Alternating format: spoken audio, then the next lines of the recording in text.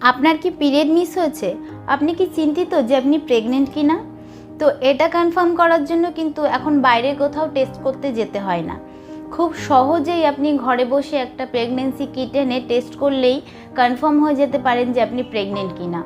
তো আজকের ভিডিওতে আমি যে বিষয়ে আলোচনা করব সেটা হচ্ছে ঠিক কিভাবে প্রেগনেন্সি কিট ব্যবহার করা উচিত। প্রথমেই আমি আপনার ভুল ধারণাগুলো ভাঙতে চাই। সেটা হচ্ছে যে অনেকেই বলে যে ডেটল, চিনি, টুথপেস্ট এগুলো দিয়ে নাকি প্রেগনেন্সি টেস্ট করা যায়, কিন্তু আমি বলবো প্লিজ এগুলো করবেন না, কারণ এগুলোর কোনো রকম সায়েন্টিফিক রিজন নেই। মার্কেটে নানান কোম্পানির প্রেগনেন্সি কিট অ্যাভেলেবেল পাওয়া যায়, আপনি সেগুলো যে কোনো ওষুধের দোকান থেকে প্রেসক্রিপশন ছাড়াই পেয়ে যাবেন। তো এই সমস্ত কোম্পানির প্রেগনেন্সি কিটগুলো কিন্তু একইভাবে কাজ করে আর সেম রেজাল্ট দেয়। আপনি অন্য কোম্পানির কিট ইউজ করছেন বলে আপনার রেজাল্ট নেগেটিভ আসতে পারে, তো এরম ভাবার কোনো কারণ নেই। আপনি যখন প্রেগনেন্ট হন তখন কিন্তু আপনার ডিম্বাণুটি ফার্টিলাইজ হয়ে বাচ্চার থলিতে গিয়ে অ্যাটাচ হয়ে যায়, আর সেখানে একটা প্লাজেন্টা তৈরি হয়।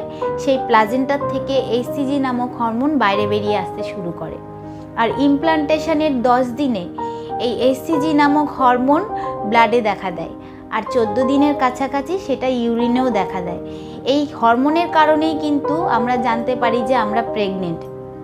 তো এই কিটের কাজ কি? এই কিটের কাজ হলো এই HCG হরমোনের উপস্থিতি চেক করা। এবার জানবো যে এই কিট দিয়ে প্রেগনেন্সি টেস্ট কিভাবে করা হয়। প্রথমে আপনি কিটের প্যাকেটটা খুলুন। সেই প্যাকেটের ভেতরে দেখবেন যে একটা প্রেগনেন্সি কিট রয়েছে, একটা ড্রপার রয়েছে, আর একটা ময়েশ্চার অ্যাবজর্ব করার প্যাকেট রয়েছে।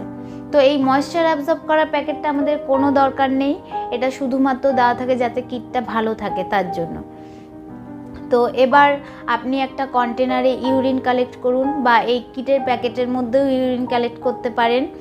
ইউরিন কালেক্ট করার পর এবার যে প্রেগনেন্সি কিটটা রয়েছে তার মধ্যে একদম নিচের দিকে দেখুন একটা S লেখা রয়েছে। সেই S মানে হচ্ছে স্যাম্পেল, যেখানে ইউরিন দেওয়া হয়। তো সেখানে আপনি ড্রপার দিয়ে 3 ফোঁটা ইউরিন দিন। বা আপনি এরকমও করতে পারেন যে যখন আপনি প্রস্রাব করছেন সেই প্রস্রাবের ধারার মধ্যে আপনি যে কিটটা রয়েছে সেই কিটটাকে ধরতে পারেন যেদিকে S লেখা রয়েছে। এটা করার পর আপনি 2 মিনিট ওয়েট করুন, তারপরে রেজাল্ট দেখুন। যেখানে রেজাল্ট দেখানো হয় সেখানে কিন্তু একটা C অক্ষর রয়েছে, একটা T অক্ষর রয়েছে।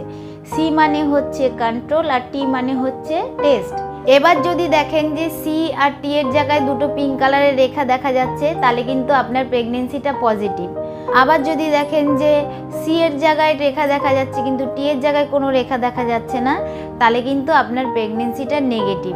যদি এরকম দেখেন যে C এর জায়গায় কোনো রেখা দেখা যাচ্ছে না, T এর জায়গায় কোনো রেখা দেখা যাচ্ছে না, তাহলে হয়তো হতে পারে যে আপনার কিটটা ঠিকঠাক নেই, বা আপনার কিটের ডেট ওভার হয়ে গেছে, বা আপনার টেস্টটা ঠিক করে করা হয়নি।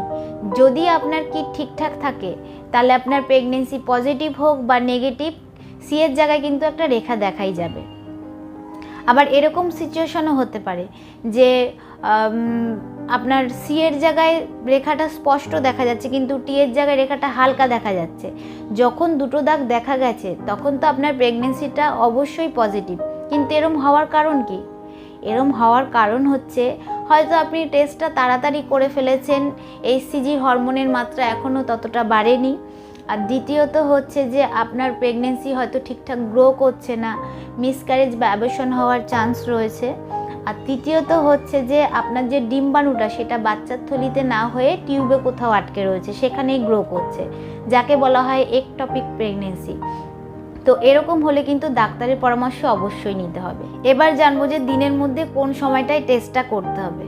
আপনি কিন্তু দিনের মধ্যে যে কোনো সময়ে টেস্টটা করতে পারেন, কিন্তু সকালে ঘুম থেকে ওঠার পর যে প্রথম ইউরিনটা সেইটা টেস্ট করলে কিন্তু বেটার রেজাল্ট আসার চান্স থাকে।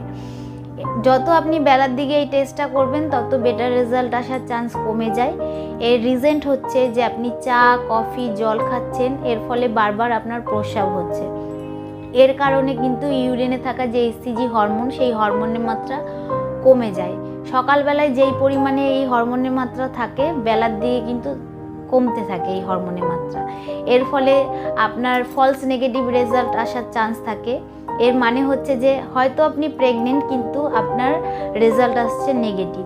তো এই কারণে কিন্তু সকালবেলায় এই টেস্টটা করা বেটার।